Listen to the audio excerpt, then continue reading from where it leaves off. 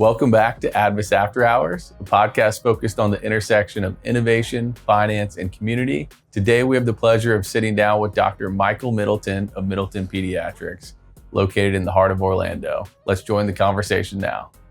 All right. Well, thanks for joining us today, Michael. It's a pleasure having you on. Yeah. So today we're missing Mitchell, actually the first time ever. He also goes by Luke's dad. Yeah, that's right. And so it's actually weird timing. The reason Mitchell's out today is his son, Luke, caught a fever a couple hours ago, had to go take care of him. He's not going to be here today. Might be seeing you tomorrow. Yeah. Or maybe trading seats. Maybe he's in my chair right now. Right. And I'm in his.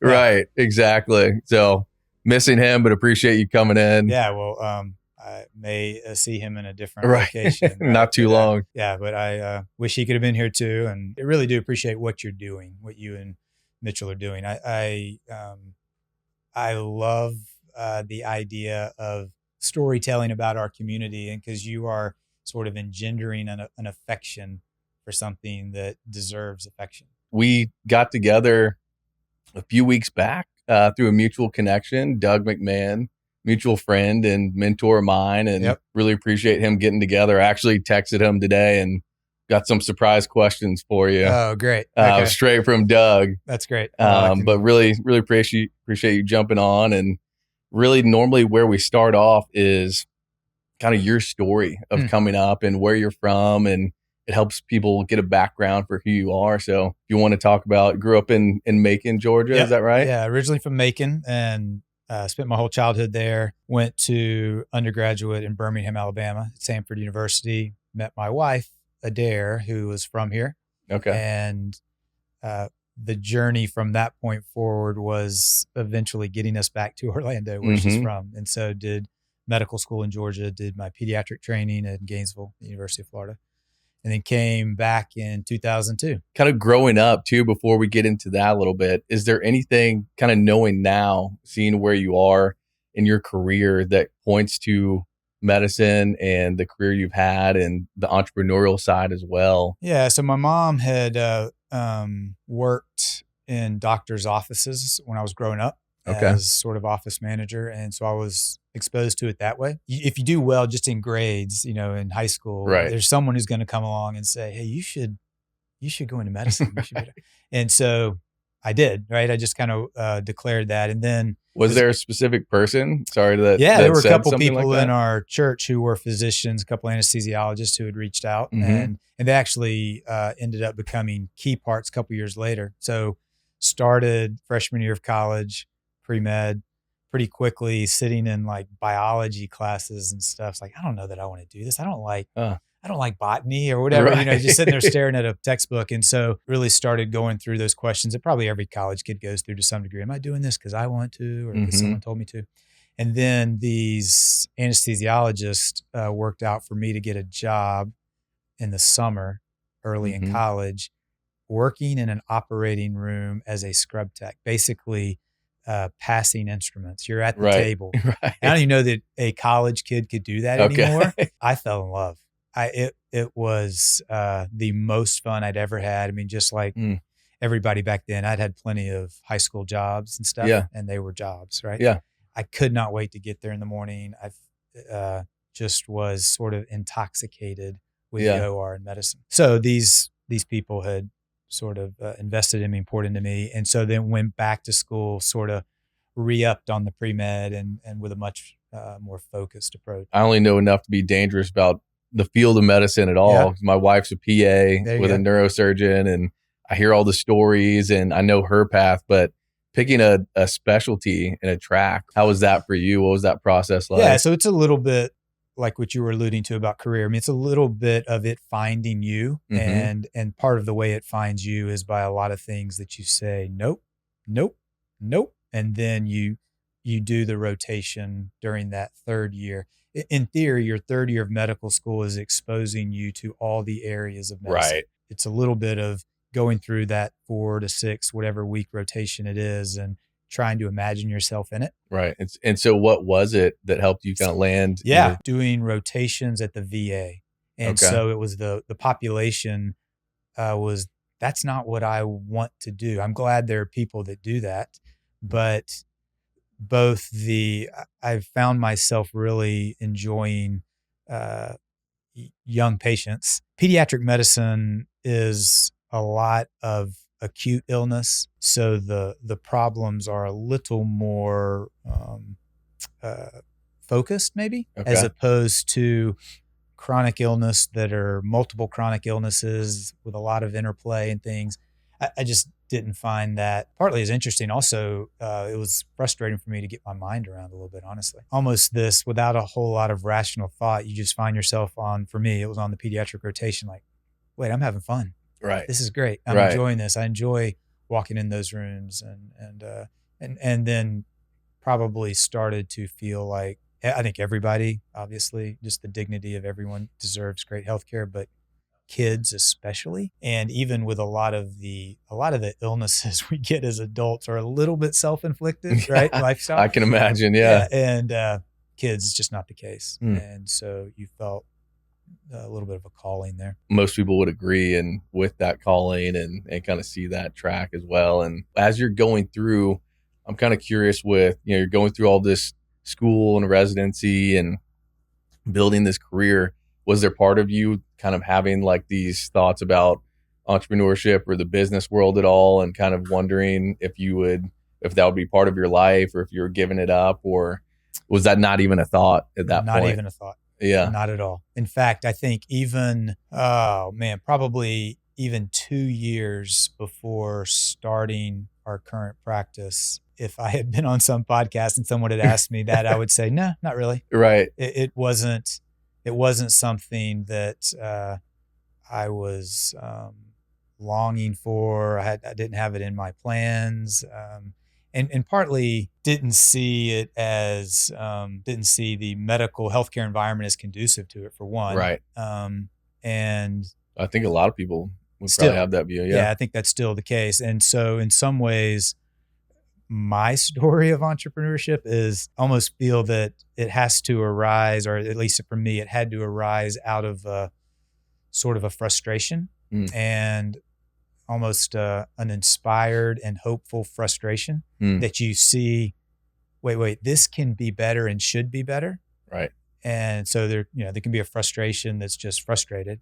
And then there's a frustration that sees something that could be better. And then the hopeful part that believes it can be, not just that it should be, but that it could be. And so that was what got sort of awakened or birthed during the time that immediately preceded starting the practice. And so I'm so happy we're talking about this, because as you're describing that, one, I find it interesting. I feel like a lot of our listeners will, but I know, and I'm thinking of specific younger doctors in my life and that I know are having similar thoughts. And so I'm sure there's different, sometimes you can't break away like you did. And I want to unpack that a little more, but sometimes you can. Right. And so how did you know, let's kind of get into that, is what was the inflection point? What was your career like? So you came back to Orlando. Yep. What was your career like? And then the inflection point where, you got to take this chance, like you're saying. Yeah. So joined a very established and well-respected. Exactly. Taking care of the great Jeff Lees of the world. But it was just a great practice spent a lot of time there. And we all had to do sort of a time as managing partner. You all had to you had to rotate as managing partner. And so during that time, you get exposed to a lot of the administrative, but also leadership and direction type of thing. Mm-hmm. And I started to get aware and interested and maybe excited even by the possibility of things. And then realized that those things may or may not be possible, and they may or may not even be good. Right. But if you want to see if they are, you're probably going to need to go somewhere else, because this is established. And it wasn't even just established. It was established and flourishing. It was a really healthy practice. Mm-hmm. And so the idea of doing things somewhat differently than a healthy established practice was probably a little unnecessarily disruptive. Yeah. And wanted something maybe a little more nimble. Right. and at that point, I think I would have been, say, 38 years old. Okay. That's what I was going to ask. Yeah. And so it was, the inflection point was a little bit of, you have a decision to make. You've got a pretty good bit of time in this career. Mm-hmm. Are you going, whatever these questions or sort of aspirations that have been awakened, what are you going to do with those? Right. You're far too early in your career to just sort of suppress and ride it out. Mm-hmm. And so you had a family at that point yeah. with Adair, and how many kids at that point? So we have 4 kids, and all of them, I mean, yeah. were there then and much younger. And if I would have gotten an outside consultant right. who would come right. in and said, hey, I'd love someone with some insight into the direction of healthcare, the current climate of healthcare. Mm-hmm. And Michael, let's take a good look at your current stage of life. Right.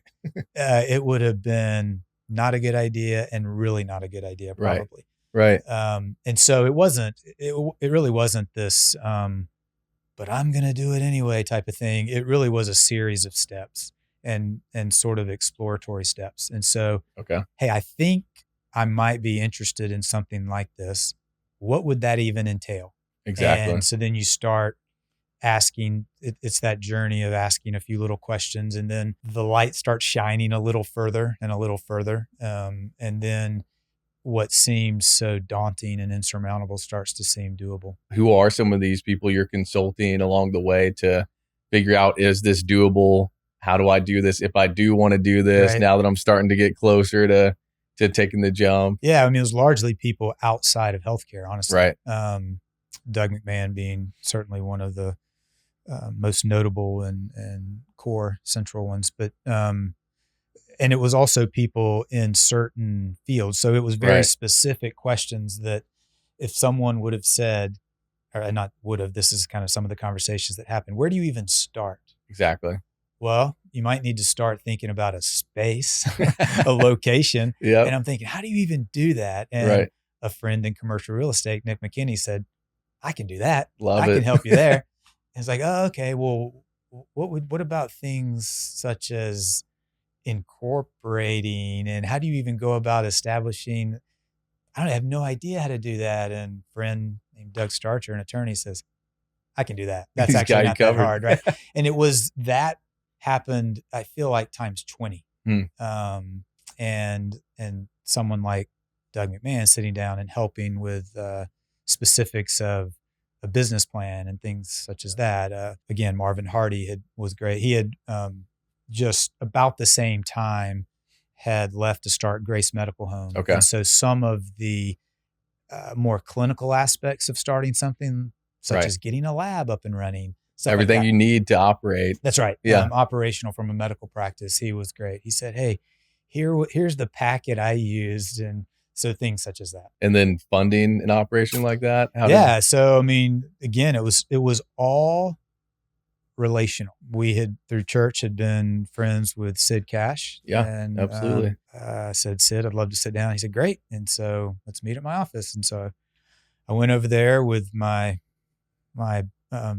probably very amateurish business plan. And I'm sure you spent a lot of time on it, though, just poring over it. And that's right. And you think it's perfect at that point. Or maybe hoping. I mean, it really is he going to accept or reject? And right. It was really just, what do you need? I believe in you. I don't need to see your business plan. Amazing. And it was just a bunch of people that came along and encouraged, but it wasn't just encouragement. You can do it. It was very specific. Hey, I'll help. Just kind of by the numbers, Middleton Pediatrics, starting in 2011. Where are we at now? Tell us about the practice. Still a one-site practice. Mm-hmm. We started with 6 employees, and I think we have, say, 25 or 26 now. We, probably started with probably around 5,000 visits a year, and now wow. we're 25,000 visits a year. Wow. And so it's been, it's definitely grown numerically, and so much of that is, again, you're in a place with young families and it's growing, and the maternal grapevine is so active. And so that is the lifeblood of a pediatric practice is moms talking about a pediatric practice. Exactly. I feel like that's my world all of a sudden. Do you feel like, this might be a silly question, is there a bit of a baby boom going on right now, or not necessarily? I don't know. In my little world, it feels like that right now. Yeah, that's a good question that I wouldn't be able to give an accurate answer to. I do think we feel probably some disproportionate growth because of where we live. Mm-hmm. I think because to answer that question, if you looked across the country, I think the answer would be no. I think I've seen things that birth rates are falling, and that has a lot of other implications that probably aren't necessarily good.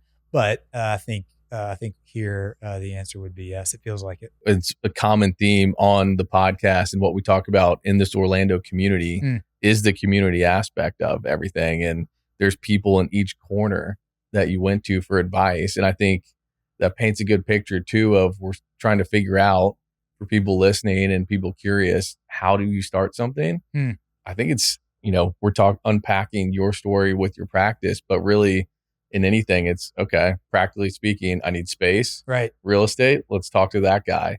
And kind of once you start to unpack several of those pieces, it sounds like it started coming together. And I should mention another friend, Justin Ram, who he said, hey, I can help you with some marketing type stuff. Exactly. Webpage. And so he was so helpful at that stage. And so anyway, it really was just this, once you committed, then probably the next main step was building a team very small at that point, but it was what's essential for getting started. Right. And so we had, I think there were 5 of us. Okay. It was myself. We had a nurse practitioner working part-time. She's actually still with us.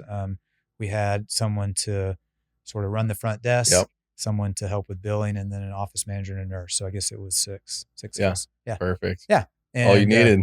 That's all we needed. Yeah. Yeah. And then it was. And this was when to timestamp this? This was January 2011. Okay. We're still in the same space. We have great space, and we've had a great landlord who has been such a facilitator of helping us have a place to run our operation. Right. So anyway, it was this getting something started, and then as growth happened, just trying to keep up with it as far as it related to space and people. Was there ever any kind of doubt that crept back in of, is this going to work? Or was it kind of flourishing from day one? Because now everyone knows you in town is very flourishing practice and very popular. Was that always the case? It grew pretty quickly. I mean, part of that, we are really, and I'd say we really collectively, fortunate to be in Orlando. Yeah. Right. I mean, it's growing. And if you're in pediatrics, young families growing, it's especially, it's fertile soil to have a pediatric practice. So anyway, so a lot of that you can't take credit for. You just are grateful for. And then I think our location has been great, very central, and that's helped. We're right across the street from Lake Highland, which is this thriving entity, and families passing. Catch them on the way out. That's right. Families passing our I think the drive-through backs all the way up to your office. It does. No, we said that was our sole marketing plan for those first couple of years. Right. Those people stuck in traffic having to stare at our building. Wonder who that guy is. Yeah. Just stare long enough. It'll sink in. Maybe check them out. Yeah. So it just slowly grew. I never felt that, are we going to make it or not? Once we sort of got established, so let's say even 6 to 12 months in, I never felt that. I never questioned whether we'd make it. There have been lots of times when I've thought, can we keep this up? And that wasn't because of, do we have patients to support the practice? That was probably more the climate of healthcare. So talking about this transition of, starting your own practice, that's obviously a big difference in being part of an existing system. As you began that journey, did anything stick out of like, whoa, I was not expecting this? Yeah, probably a little naive, because as I say this, someone would say, you should have expected that. But it's just the idea that everything has the potential to make it to you. And you're always on, and you're always responsible. you may not be directly involved, but you're always ultimately responsible, and therefore you're always on. And that can be things such as someone at 3 a.m. shatters the glass on the front of the building. You got to get up there. Yeah. And it can be things such as a team member going through something difficult, and you got to be present and meet with them, or, so it's those types of scenarios. There's so many of them, right? Yeah. It's so much bigger and broader than just I was trained to be a pediatrician. Right. And these things are way beyond. It's just life happening, stuff you wouldn't think of. Right. Of course, you can't run through every scenario. And then it's the aspect of you are the last call. Yep. There's no one else beyond you. I want to talk about the COVID kind of era. I'm sure that was maybe one of the spots you're alluding to. Was there other ones previous to that? Yeah, I think even earlier. I mean, healthcare has had, lots of industries have had this, but a pretty inevitable current towards, not inevitable, I shouldn't have said that word, pretty consistent current towards consolidation. Yeah. And so practices getting acquired, yep. Small practices joining together to be mega practices, hospital systems. It's not always conducive to being a small independent practice, and maybe in some ways becoming less so. I do think in some ways becoming more so. There's just times it's hard. And some of that is even things with payers, the contracting with payers. So much of healthcare is driven, and this is, I would say, part of what is difficult about it, but is driven by contracts with payers. And so that's hard as a small practice. That's what I wanted to get into as well a little bit, because the people that are more familiar and they're like, okay, that makes sense. You can put the pieces together, but it's this aspect that I think really maybe pushes people away from making the jump, where they don't understand it. If we're going to be an independent practice, there are vulnerabilities that come with that. And you are in some ways potentially putting yourself on an island. Exactly. And how do you shore up those vulnerabilities and yet maybe retain your independence? And it's through sort of strategic partnerships. And so how do we kind of tether ourselves to other organizations that support independent medical practices? And so that can involve things like contracting. It also can involve things such as resources. Some of it's just expertise, some of it's software. Something that we felt in small doses became sort of staring us in the face during COVID was, as a small independent practice, if you're on an island, you are vulnerable. Right. And so that was when we started thinking at what other ways can we strategically partner with people to try to shore up those things. And that really does come in a lot of different forms. But I definitely think that if someone feels that it's, you can't do that anymore, I would say, yes, you can. The idea, if what they mean by that is just totally exist on your own, it's hard. Right. And so you have to do I would say you need to do some sort of partnerships with people. That's how most businesses are anyways, is it's the partnerships. And I think, I think that's a good kind of roadmap for people to look to. And, we were talking about, I think you were getting at with the COVID and different times where, you didn't worry about going under, but can we keep up? Right. Kind of thing. Unpack the COVID a little bit. And also when that happened, were you kind of feeling like, all right, why am I doing that? Why did I go off on this island? Or did it kind of reinforce, I got to figure this out? Yeah, I think in maybe in a little bit of paradox, COVID, there were things that exposed vulnerabilities, such as, I don't know that we're going to be able to get masks and gowns, right? Because there's a shortage, right? Right. And we don't have someone supplying us. Yeah, you don't have someone necessarily figuring that out, right? For and you. It sounds kind of silly now, but I Right. mean, if we could jump back to that time, that was a very real concern. But on the other hand, COVID was an area for us to shine because of nimbleness. I mean, we, being a small practice, every day since we opened the practice, we meet as a team, we sort of talk through the day. It's sort of this open, quick great. discussion, Yeah. and everyone shares, hey, what's up? Anything that you need to let the rest of us know about? Anyway, it's nimble is the word that keeps coming to mind. Absolutely. COVID required an unbelievable level of nimbleness. Yeah. I mean, it was changing every single day. Right. How Just do you when handle, you have it figured out, you don't. Yeah, I mean, how do you handle this exposure, or what about things such as whether it's isolation or whether when vaccines came out, it was as dynamic a time in medicine that I've ever experienced. And so when something is changing that quickly, if there's a rigidity as an organization, it's going to be hard. And so I thought we benefited so much from being a nimble organization. Interesting. Yeah. You're set up that way from the start. Yeah. It sounds like. Somewhat just by size, honestly. Right. And then somewhat by design. I mean, Right. Going back to one of your questions earlier, I think in retrospect, I have had maybe sort of an entrepreneurial vein, but not. It was never that I think I want to. I'd never become that concrete with it, but the way it manifested was a little bit more.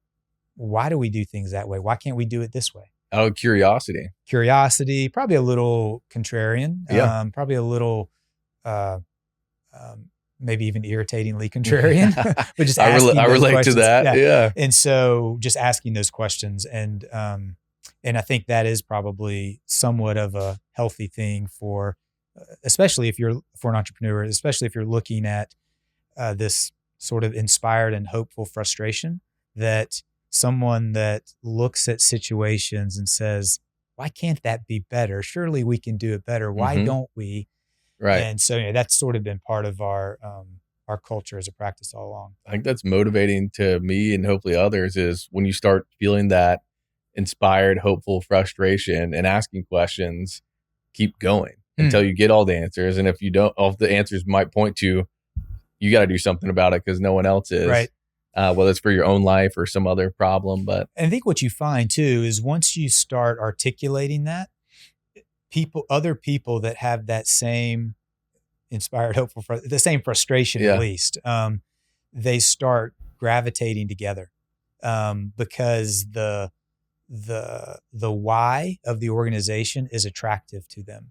And so if they too are frustrated by that same thing, they're like, oh, I would love to be a part of that. Yeah. And so definitely have felt that. And if someone just said, hey, to whatever degree that your practice has had success, what are these secrets? The idea of our team would be right at the top of the list. We have this team that has enjoyed that aspect of what we say is we're kind of in our little corner of the world trying to reform healthcare. And when you put that is my flag, then others who share that same frustration start being attracted and said, hey, I'd love to come join you. And that's literally happened. We've had people that we weren't looking for. We did not have an open position, and people that said, I would love to come be a part of this. And it wasn't because of me, it was because of what we were trying to do. And I think too, people, healthcare especially, there are a lot of people that probably have been frustrated by some of the rigidity of the system. Right. So as some of this entrepreneurial aspects of your practice that we've unpacked a little bit, what percentage of your day would you say is more business operations management versus what people imagine with the appointments? Yeah, it's a great question. And that's been one of the evolving aspects of the last 13, 14 years is not just the amount, but when you do that this idea of something is important, meaning administrative stuff, leadership stuff, if that's important, it needs a place. Yeah. Meaning it needs a place on your calendar. Right.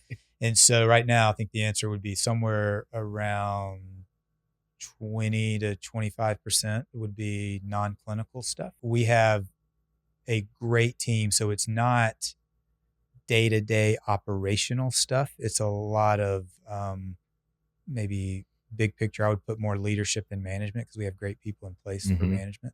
but there's a lot of, sometimes I felt like it's almost like 3 different jobs. Mm-hmm. I'm a pediatrician. I'm seeing patients. I'm practicing clinical medicine, a business owner, trying to run a practice and all the business and financial and team aspects of that. And then I also would say I'm sort of responsible for the clinical care, which is different than just me seeing patients. And so that involves things such as, staying up to date and making sure you're reading and then passing that along and making sure that it's translated across the entire team. Going back to the things that are difficult about a team-based medical practice is trying to make things remarkably consistent across the team. Right. And so that doesn't just flow naturally, right? You've got to have systems that create that.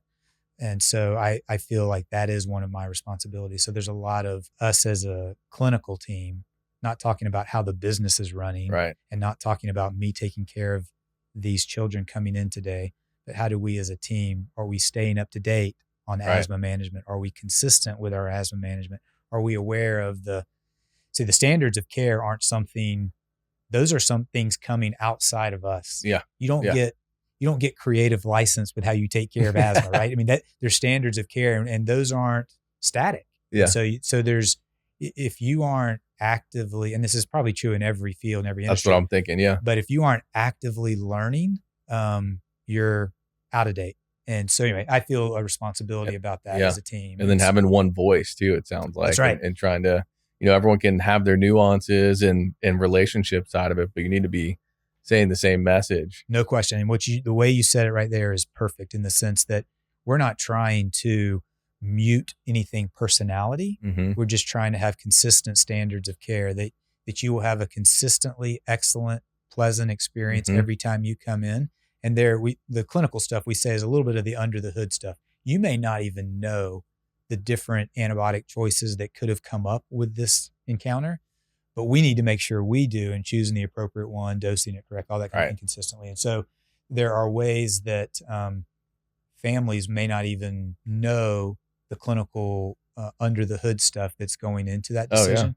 But we have to make sure that it's good and excellent. And so it requires just a lot of communication. What's more difficult all day, dealing with children or adults? It is a great question. And I would say it probably depends on the child and depends on the adult. But I think in general, for me, I love interacting with the kids. And this is even kind of going back to that story during medical school. Right. And you have to, right? I mean, it's they're just so much fun. I would say in fairness, the parents are, for the most part, wonderful to deal with. And so one of the little dynamics that goes on in like medical school and medicine is like, I would never want to do that because I don't want to do fill in the blank all day. Exactly. What's said about pediatrics is I don't want to deal with screaming, runny-nosed toddler all day, or I don't want to deal with those difficult parents. That is neither is true of pediatrics as far as sort of representative of a day. Tell ourselves all the time, they are just trying to do the best they can and do right by their kids. Pediatrics is very emotionally laden. Yes. It's your child, right? And so anytime emotions run high, things get more difficult. There are times that parents are difficult. It's probably just because they're concerned about their kid. Yeah. And there are definitely times kids are difficult. They just don't want to be there. Yeah. And so that, that second idea that we say excellent clinical medicine, pleasant experience, part of the pleasant experience is because I want them to have a pleasant experience. Part of it is it's very self-servingly beneficial too. If the kid is somewhat enjoying being there, it's easier to listen to his heart. It's easier to look in his ears. And so we do try to make it as pleasant as possible. But kids are unbelievably fun. I mean, there's certain ages that are much more fun from a doctor's visit just because they are sort of excited about being there or not. And so everybody sort of has ages they enjoy seeing, necessarily. Yeah. And for the most part, the kids are great and the parents are great. Yeah.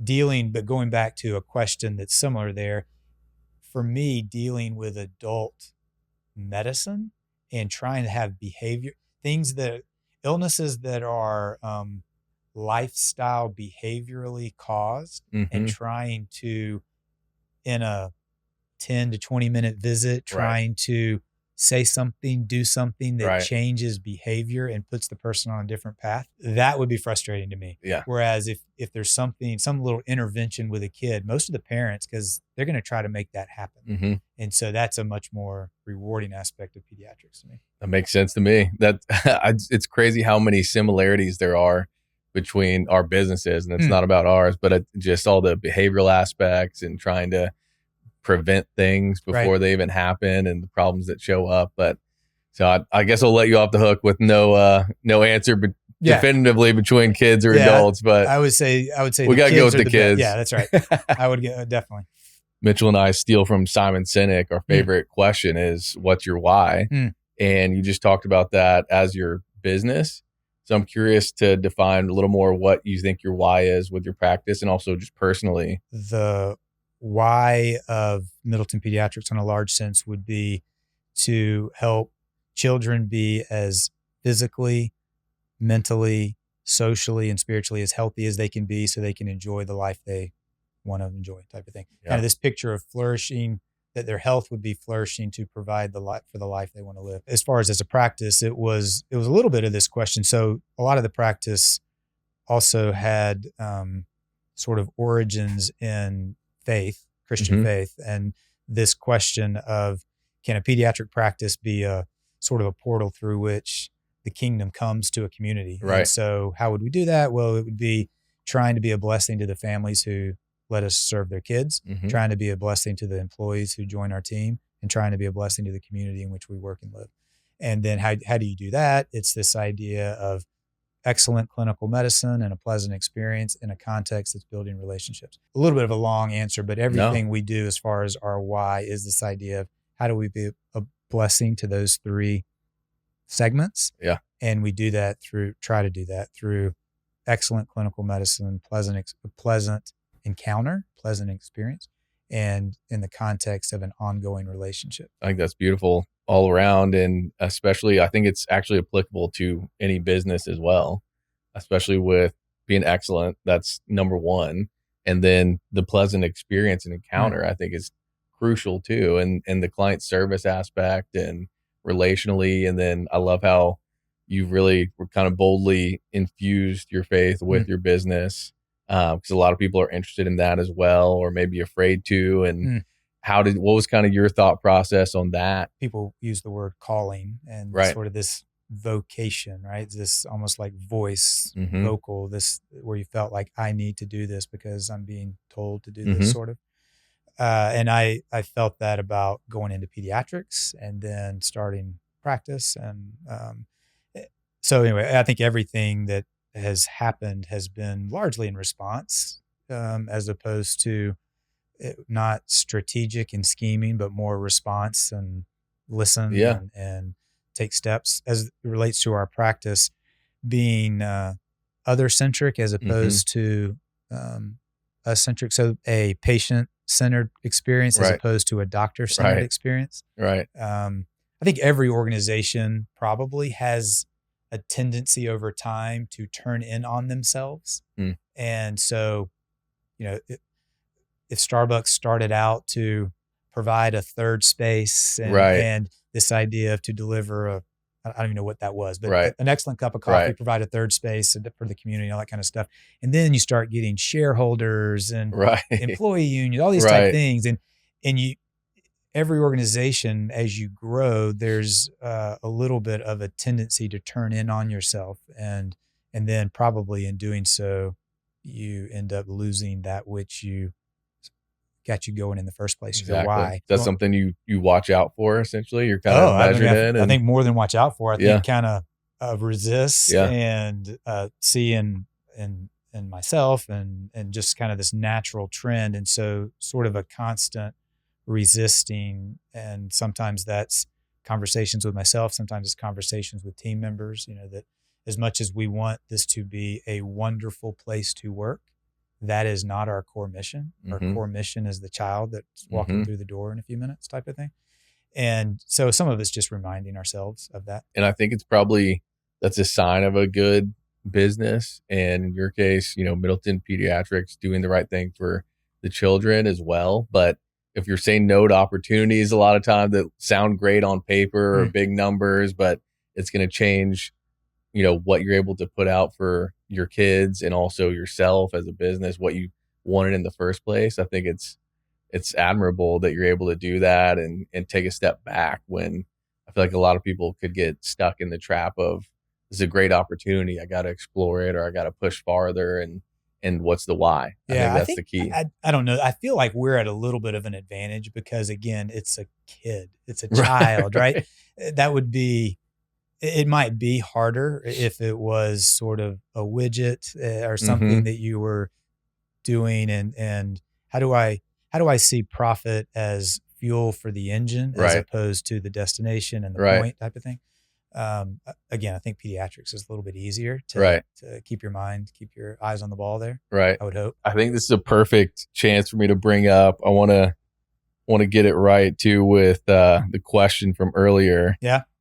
All right. So this is straight from Doug McMahon. Okay. What parts of disciplined analysis and thinking in medicine do you think can be applied to all businesses? I would say that. I mean, this idea of there is a customer, a child, a service opportunity, that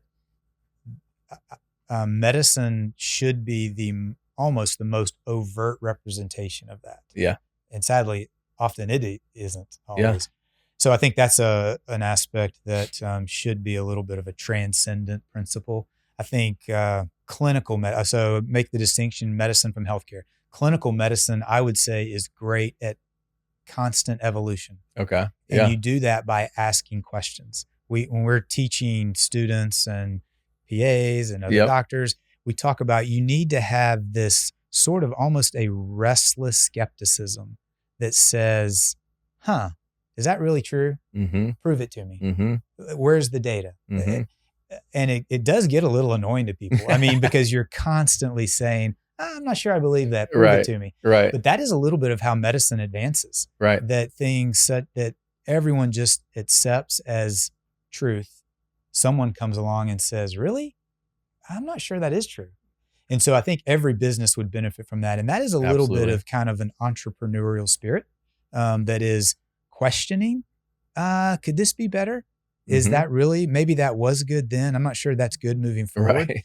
Medicine does that great. Yeah. Healthcare does that terribly, I would say. Great. It's very different. And I think a career in medicine, I think, is a wonderful, just thrilling ride of a career. A career in healthcare can be really frustrating. I don't think healthcare is as open to disruption and innovation and entrepreneurial spirits as it needs to be. But back to the question, I think some principles of medicine that would apply to every business would be that sort of almost restless question asking, curiosity. Can this be better? Can this be better? And again, I've had to temper some of that because that is a little bit how I'm wired. And so even dinner table conversations can get old for my kids because they're trying to study for their AP Human Geography exam. And I'm like, I remember that one. Yeah, but I'm not sure if, do you think that's really what, and they're like, I just need to know the information. Right. And then same thing around the office, that there's an operational aspect that we need to do these things. And I'm sort of often saying, okay, that's okay, but I would love for us to be better at this type of thing. And then probably from me even growing as a leader, sometimes that comes across as, you don't think what we're doing is good enough. Right. And I was like, no, that's not it. I just want us to constantly be getting better. And so that is something that I probably have taken from clinical medicine and tried to apply it to business. And I think it is a healthy aspect of business. Yeah. It can be probably, and maybe this is more the messenger than the message, it can be a little relentless at times. So for instance, I think the best teaching tool I've ever come across in medicine is what we did. It was called Morning Report. Every morning, the department, UF, we'd meet and you present a patient who came in overnight, and the entire department is sitting there talking about it, quizzing you. If you were the one that admitted them overnight, say, hey, did you think about, why did you give them that? Is that really what you should have given? Yeah. Did you think maybe you should have? And so it's a little bit of hot seat, but it is nonstop, thoughtful, critical questions. Over the last 20 years or so, what do you see has changed in terms of aspect with parents and how they act, different interactions with the kids? Yeah, I think the gluttony of information has not been a good thing to trying to That's a raise great kids. point. It's made it feel and maybe actually be way more complicated than it needs to be. And that gets back to it is not, parenting's always been hard, I'm sure. Yeah. But it's not supposed to be this consumingly stressful and filled with fear. And I think some of it is maybe legit and warranted, but a lot of it really isn't, honestly. But it's hard. It's hard once you're aware of something to not respond and act. And so a great example, very simplistic example that every current parent knows. When you're getting real-time updates on your kid's academic performance, you're getting an email that tells you about what they made on their algebra quiz or whatever that is. That's way too much information. And it is hard, and you can do it, but it's hard to take in that information and not respond. And so you have to guard yourself. And so that applies to news. Hey, have you heard there's an outbreak of this or there's this? And so, or have you heard that, baby food is now contaminated with, anyway, and the more you're just taking in this amount of information, that would be stressful.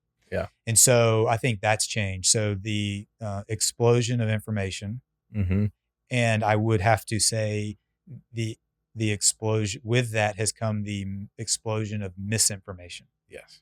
And so if truth, whatever you want to call it, what that is sort of the needle, the haystack is 200 times bigger than it used to be. Yeah. It's almost harder to find good information.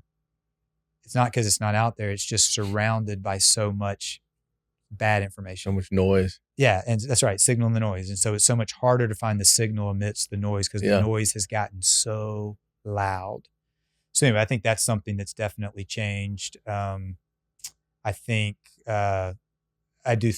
just to keep beating the drum of things like phones and kids being a little more potentially relationally isolated. And similarly, there are things that classmates and stuff were saying about you and me when we had no idea. And it's a good thing. Ignorance is bliss for sure. And to be aware of those things, that's hard when you're 52. Yeah. I can't imagine when you're 13, if you're aware of those things, how are you supposed to process that? And so there's been what's kind of referred to almost as the adultification of childhood. Even the kids are now exposed to things that kids should have no business being exposed to. And that can be comments and stuff from classmates, but it also can be world events. You're not supposed to be knowing what's going on and pick a spot. And yet they are. And that is not good for a developing child. All that makes a lot of sense. And I feel like we're finally getting to the point where that's becoming more obvious a little bit, but it's still hard for people to change some of these behaviors and access to things. And I bet there's a lot of talking about misinformation and misdiagnosis, playing doctor themselves and bringing that to you, whether it's a kid or the parent. And you probably have to figure out where they're even starting from and then unpack that to get into what you want to do in the first place. Yeah, there is some, there's most of the time, maybe not all, I don't know when they don't say, but a lot of times they are almost apologetically confessing, I went on Google, I know I shouldn't. And they say, and I just can't stop thinking about it now. And I'm the same way. We all are the same way. So the answer isn't, you should not let that bother you, or you should not worry about that. that almost takes an exceptional, non-existent person. Mm-hmm. To some degree, you've got to guard your inputs because you are human and you're going to respond. And you're about to experience this in ways you already have, but you're about to even more. Nothing has ever had a direct line to your heart like your child. And so there's a susceptibility to worry and fear and angst, and unlike anything else you've ever experienced. And there are, I would say, even predatory type of things out there that will try to leverage that. Yeah. And some of that can be as simple as marketing products that this will help your baby sleep better. This will make your baby smart, all those kind of things. And you're like, well, of course, I'll do anything to help this child sleep better. I'll do anything to help my baby. And then some of it is probably, I would say, even a little more almost sinister. But and some of it's just junk, right? Some of it's just junk information. Everybody has to be sort of, how do I navigate information? And this is not unique to medicine, right? This is everything. That's a dynamic that didn't exist when I started pediatrics. We're talking about the access to technology, information. It's everywhere right now. People coming up with their own opinions, playing doctor themselves. How do you kind of deal with that with some of the parents and kind of convince them to look at things in a different light, maybe? Or do you maybe not even go down that road? Maybe do you let them? Yeah, I think you have to some degree. Maybe it's just to the degree you're invited to, but sort of feel like if they're coming in our office, they're inviting you to partner with them. I would actually put some of that back on the healthcare community, meaning if you make a relationship with a healthcare provider more difficult, you are forcing them to go figure it out on their own. I think the way we would say we try to address that is through a longitudinal relationship. That it's not a wording of something that's in that particular conversation. It's more the context of a relationship that's hopefully established trust. Yeah. And I think that's the way you have to counter that stuff. And it would almost, this is probably a little provocative, but I would probably almost say that's on you, healthcare community. You have, by almost dehumanizing some of the healthcare experience and making it so transactional. Right. You've actually forced them to go look for it on their own. Because I can't get a call back from where are you going to find it? Yeah. Right, I can't get a call back from my doctor for how many days, or they just walked right in and walked right out and didn't even let me ask all those type things. You've forced them into a situation where they're going to go, okay, well, I guess I'll go figure it out on my own. So I think some of it's that. I do think in a more practical sense, I would say through thoughtful questioning as opposed to dogmatic statements, meaning, so it's listening. It's like if somebody said something, you'd say, okay, well, what is it that you're worried about that? If it was something we suggested and they said, no. It's like, well, what is it that you're worried about that? Right. And if they feel comfortable doing that, and then a follow-up question as opposed to some dogmatic statement that, even if I'm not saying it this way, can come across as, you don't know what you're talking about. You should believe this instead. Right. And as true as what you're saying may be, you have just caused a defensive reaction in that person, and then it's not going to be received. And so anyway, so it's got to be some sort of a question. And I think also some patience with it, meaning they may need time to get to that point. And so the way it plays out in the office a lot of times, honestly, is, ask the question, say, hey, well, maybe thinking about this, and say, well, I'd love to provide something for you to read if you're interested. And then we can have a follow-up conversation if you want to, type of thing. All those are pretty basic relational things, right? I mean, it's the same way that we should be with our friends and everything else, as far as just, it's a dialogue as opposed to a monologue. Right. And I see the need for that. I think everyone can, like you're saying, their relationships, everyone can be so polarized, or they, open up a little bit and then someone just puts their opinion, like you're saying, or maybe, it doesn't matter if it's right, but that's not really the point. The point was keep being curious, keep listening, because maybe there is some more to unpack rather than just, I think I understood that, let's say an answer. Yeah, there's a great book we recommend a lot of times for parents of teenagers, and the title is How to Talk So Kids Will Listen and Listen So Kids Will Talk. And it's basically a whole book of almost this role playing, and like the kid comes home and says, I hate my English teacher. She's so stupid.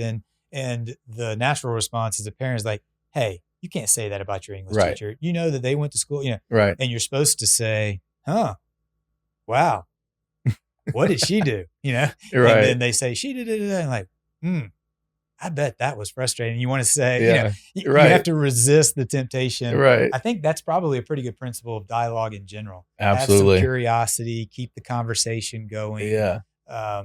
It is hard though, honestly, with medical information, because with COVID was such a weird thing in so many ways, but just as a medical entity, it was an understanding playing out in real time. Mm-hmm. Everyone was sort of watching it play out at the same time. Yeah. And so that was obviously hard. And it was, there's science has always been, it's always had imprecision, right? Like you think, and then, actually. And that's the point. Yeah. Right. And then eventually it usually settles at some sort of accepted truth. Right. But if you looked at our understanding of gravity or what's the center of the gas, I mean, at the beginning, it was pretty messy. Way off. Anyway, with COVID, all that was happening before everybody's eyes at the same time. Right. And so it had an unfortunate aspect of sort of eroding some of the trust in science and medicine. And there's some of that may be warranted. Some of that we'd say this is always how scientific understanding has been. It just happened in such a compressed, overt way. We were sitting around the office often during COVID saying, whoa, what? How did politics just jump into pediatrics? This has never been the case before. It's not that it didn't exist. It's just, it wasn't part of our world. Can't keep it out of anything now. Right. And so that's something else that's a little bit different, and a dynamic that is, has to be navigated one way or another. Well, it's funny, maybe I'm off about this, but what you're saying too is I feel like people started using the words of trust the science the wrong way. It's like, well, I thought the whole point was we have to keep adapting and figuring out what's going on instead of looking backwards. And, yeah, you're right. And there's an aspect of, again, going back to the phrase at the top of the door, "In God we trust, but everyone else must bring data." There's nothing about if a physician is saying, that's just the way it is, you shouldn't question me, you just got to trust me. That's not science, right? You should run. Yeah. That's dogmatism. Right. And it shouldn't be that way. It really should be much more curious, and then also clear. There are things in pediatrics, for instance, we would say there are things that I think are really clear, things that can be held tightly. You can trust this. This aspect of pediatric medicine is clear. And there are a lot of things that aren't. And there's a current understanding, and we'll communicate that and then maybe share opinions. But honestly, it's just not crystal clear whatever. And we get in trouble in our field when we treat these things with the conviction of this. When things that are not clearly settled and you treat it with the conviction that it is, you're really risking your credibility. And so around the office, we're talking about, we will scream about the things that are crystal clear, and we better not be screaming about the things that aren't, or else you're risking your credibility for something down the road. I appreciate you taking all this time and imparting all this wisdom, and really appreciate you stopping by today. Yeah, well, I appreciate you highlighting the stories. I think there are so many great stories that need to be told, and appreciate you including us as one of those. Absolutely.